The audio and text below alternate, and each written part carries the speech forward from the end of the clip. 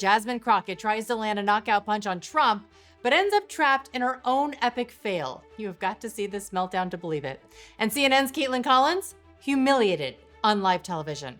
I also have a stunning request made today by Russian President Vladimir Putin and an update of the Fort Stewart shooting. As always, don't forget to like, share, and subscribe for more. Let's start with CNN's Jake Tapper trying to sound the alarm on gerrymandering, except he tripped over the facts on his way to the moral high ground. If you look at the map, right, you have some exceptions like Illinois. There's blatant Democratic gerrymandering, but most of the worst offenders when it comes to gerrymandering are Republican states. That's cute, Jake. But clearly neither you or Gavin Newsom did your homework on this one, because while you're busy pointing fingers, Democrats have been fine-tuning the dark art of gerrymandering for decades. Newsom, always ready to throw a punch online. He tried to clap back at a viral post showing zero GOP House representation in blue states, but instead of landing that blow, he tripped over basic civics. Newsom posted this, quote, "Oh cool, I can do that too. Red states with 0 Dem House seats." And then he fires off that list you see there on your screen. Here's the problem with his list. Wyoming, North Dakota, and South Dakota, they each only have 1 House seat. 1. So whoever wins the state wins the seat. And the rest of his list? Mostly states with just 2 or 3 seats. The biggest one is Oklahoma, they have 5. So Newsom trying to equate a handful of small rural states with California and New York, the math simply does not add up. Now, if you want to see real gerrymandering, let's look at what Democrats are doing. In Connecticut, Republicans won 40% of the House vote and have 0 seats. Illinois, where the Democrats just ran off to, in 2024, Republicans won 47% of the statewide House vote, and they only have 18% of the seats. Nevada, Republicans won the state House vote by a whopping 10 points, 1, and walked away with 1 House seat out of the 4 available. New Mexico, Republicans again 45% statewide vote and won 0 of the 3 seats. Finally, Massachusetts, Republicans, they didn't even field candidates because their gerrymandering is so extreme that they know they have no chance at winning a seat. All 9 seats go to the Dems. So imagine the irony when a Massachusetts Democrat turns around and claims they need to fight back by redrawing maps, as if they're the ones at a disadvantage. Governors have talked about redistricting in retaliation. Is that something you would consider in Massachusetts? You know, isn't it a sad state of affairs that that's where we're at, okay? And, Donald Trump, Greg Abbott, Ken Paxton have left us no choice. That's the reality. Nobody came looking for this. Really? All 9 seats already belong to your party. Who exactly are you fighting back against? Sorry, couldn't resist. Okay, let's let her finish. I can tell you that governors I know, maybe with the exception of this person in Texas, evidently, we want our constituents represented. We want the voices heard. Whether you vote for me or not, I want your voice to count. If you want all of your constituents actually represented, then why do all 9 seats from your state only represent one side of the aisle? Do these Democrats even hear themselves when they talk? CNN, they're no better. When Republicans redraw maps, it's a crisis. When Democrats do it, they toss out a weak both sides line and they just move on. Until Texas Representative Brian Harrison calls out the double standard and embarrasses Kaitlan Collins live on air. Before we get to that takedown, here's how the conversation started. But when you say, that no one's covered it, CNN certainly covered it. I heard you say this earlier, so I looked this up. We've written many articles about it, and also it's been talked about on TV. Listen to this. In states, though, like Illinois, Oregon, Maryland, Democrats are also engaged in gerrymandering congressional districts. And as a result, Democrats have really tried to put Republicans in difficult places, particularly in downstate Illinois. One possible reason for Kinzinger's decision, his Illinois district is being redrawn. That's their smoking gun? A few lukewarm comments with 0 pushback? Meanwhile, when Republicans touch a district map, CNN practically hits DEFCON 1.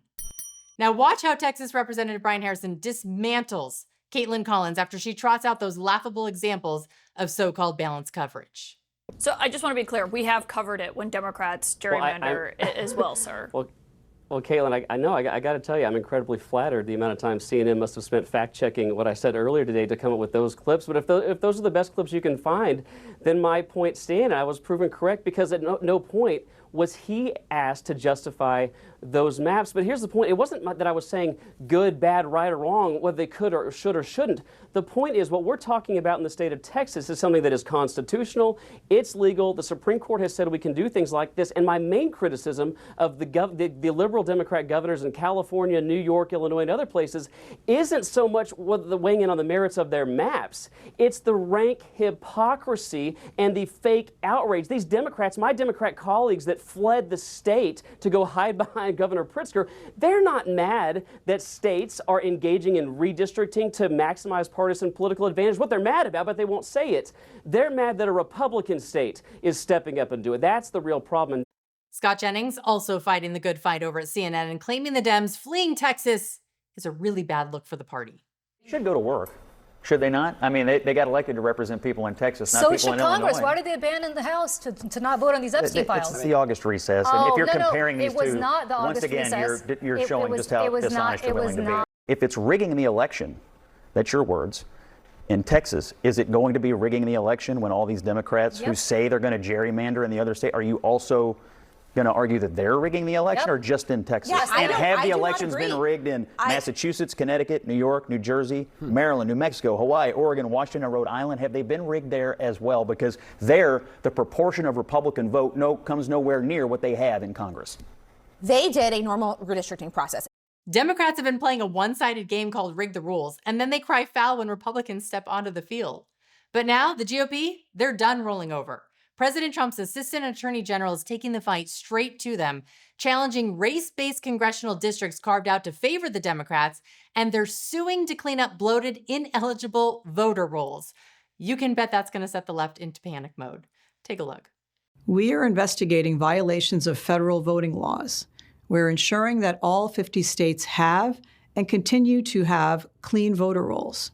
We are challenging efforts to suppress or dilute the vote. We are attacking illegal race-based gerrymandering, and we are protecting ballot access for all Americans. We have sued jurisdictions such as North Carolina for not registering voters properly by first verifying their eligibility.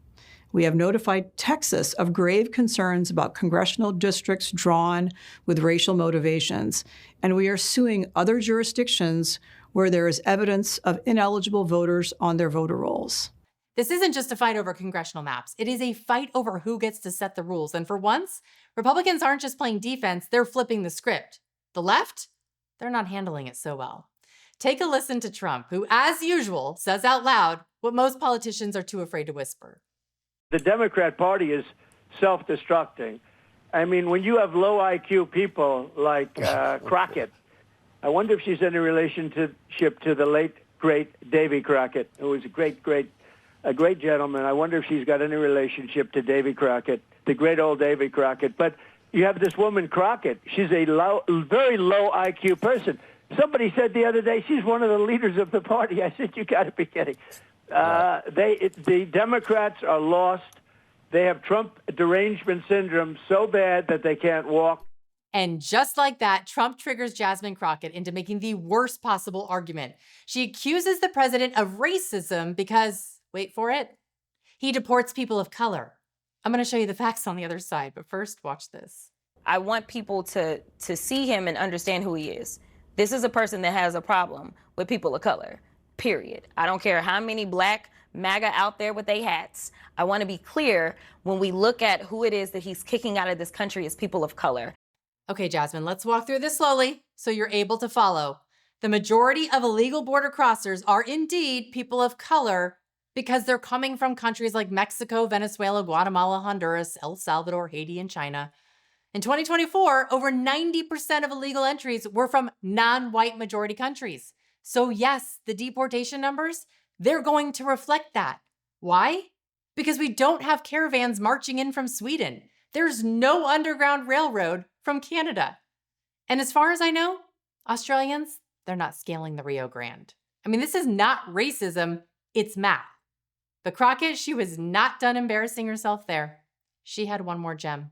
This has to be the most incompetent cabinet we have ever had in the history of this country. When we're talking about people that literally have the ability to drop bombs or order that bombs be dropped or make recommendations that bombs be dropped, and they literally don't know how to get the signal chat right. So we're talking about low IQ individuals, but so long as they say that this guy is their guy, and usually if they work for a certain news network, that's the only qualification that's necessary.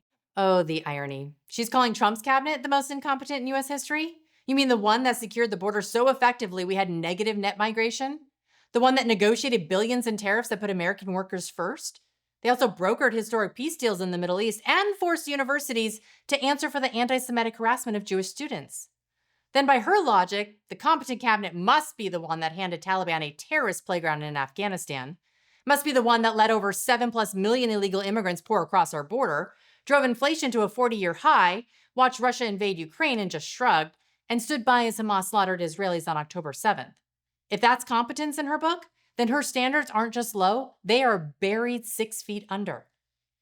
Let's move now to some breaking news. President Trump is reportedly preparing for a face-to-face meeting with Russian President Vladimir Putin, possibly as soon as next week.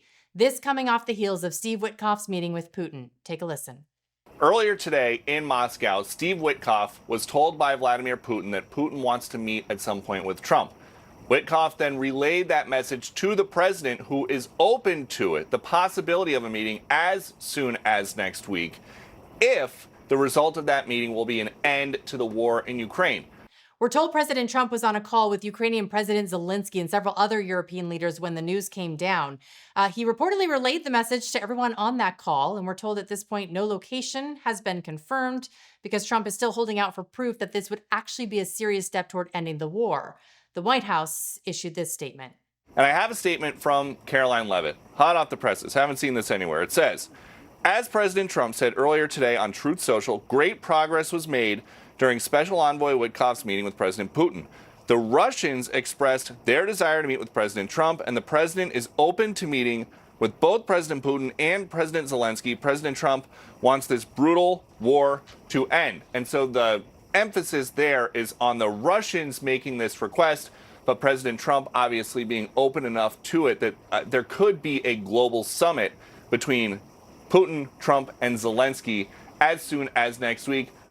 Now to another major developing story, this one out of Fort Stewart, Georgia, where a U.S. soldier opened fire on fellow troops. We just learned moments ago that the gunman who shot 5 soldiers at Fort Stewart in Georgia is also an active duty soldier. The shooter, that soldier, has been apprehended. Parts of the Army base do remain on lockdown at this hour, and the 5 soldiers who were shot are now in the hospital. Fort Stewart is the largest military installation east of the Mississippi. In fact, they're home to 20,000 active duty soldiers and another 10,000 family members and civilians. The lockdown has since been lifted, and we're just learning more about the shooter and the victims. Watch this. Our wounded soldiers were initially evacuated to Wynn Army Community Hospital right here on Fort Stewart. All arrived in stable condition, and 3 of the 5 required surgical intervention. 2 have been transported to Memorial Hospital in Savannah, Georgia for additional care.